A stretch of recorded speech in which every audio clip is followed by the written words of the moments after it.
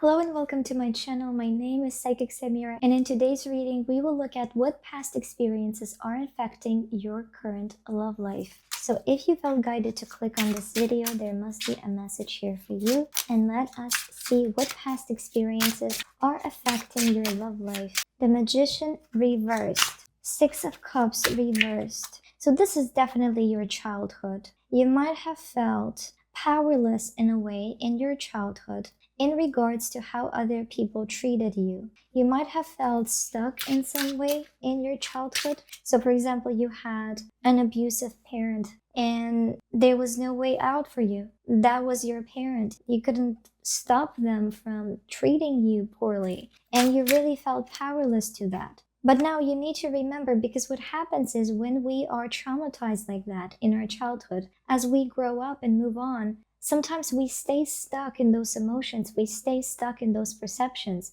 We attract partners into our life that recreate that dynamic with us, or we are afraid of starting relationships, getting into a relationship, because we are afraid we are going to be treated like that again. We will feel stuck again. So frequently what this leads to for people is not committing, being terrified of commitment, because they believe that commitment means to be stuck, to be at the mercy of somebody who doesn't have their best in mind. So your situation, and if you feel like you are terrified of commitment, as soon as things get serious, you really just want to run, or you don't even let things to reach that point when they're serious because you're so afraid of that commitment. It's time for this to end. You can overcome this, you can heal this. You need to pursue healing and work through that childhood difficult experiences.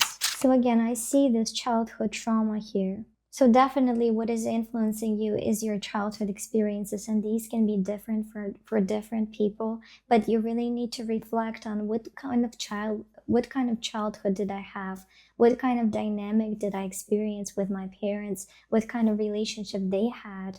And what kind of an imprint that created within me? And sometimes people suppress a lot of those memories into their subconscious. They are afraid to call their parents out for any kind of mistreatment, because that might be met with criticism and denial and conflict. Or you might love your parents and your parents might love you, but that doesn't mean that there was no trauma. Sometimes people traumatize their children, not because they're evil people, not because they want to hurt their children, but for example, because they did not learn how to manage their own emotions. They did not learn how to manage their own anger, for example. They didn't have enough money and they were so tired, and they didn't have enough time to spend with you as a child, for example. So to admit that there was some kind of pain, there was some kind of trauma in your childhood, does not mean that your parents are bad and wrong. It doesn't mean you need to confront them and get into this huge conflict. It just means that you need to start reflecting, okay, within yourself. What kind of experiences did I have? Was there any kind of pain? Was there any kind of, negative emotions, bad experiences that didn't find resolve, that are now subconsciously influencing me and how I show up in relationships? Do you have a fear of commitment, for example?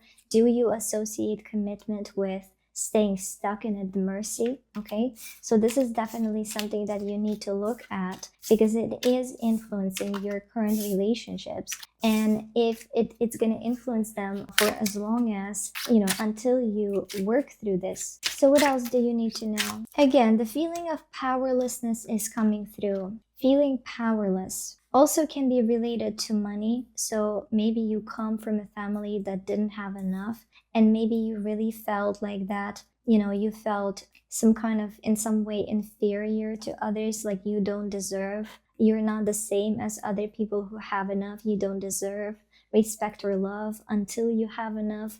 There's something that might be related to money, and this feeling that I'm not good enough if I don't have enough.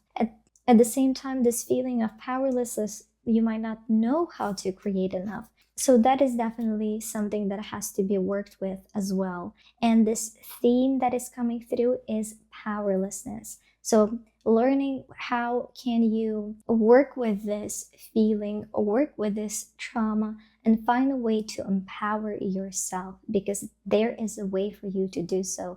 You are fully capable of doing this. And when you will step into this empowerment, when you will learn how to connect back with your power, your finances is going to improve, your self-esteem is going to improve, your health is going to improve, and your relationships with people are going to improve. You don't need to have anything to be worthy of love. You are worthy of love just because you exist as you do. Some people will offer you conditional love, and some people will only love you if you have a car like this or this amount of money or something else. But there are also other people who will have unconditional love for you just because you are, just because they feel that, energy, that they feel that connection with you. There are people who can love unconditionally. There are people who have their hearts open, who have that love overflowing, and they don't need you to give them anything. They don't need you to be perfect. They don't need you to show up in any particular way.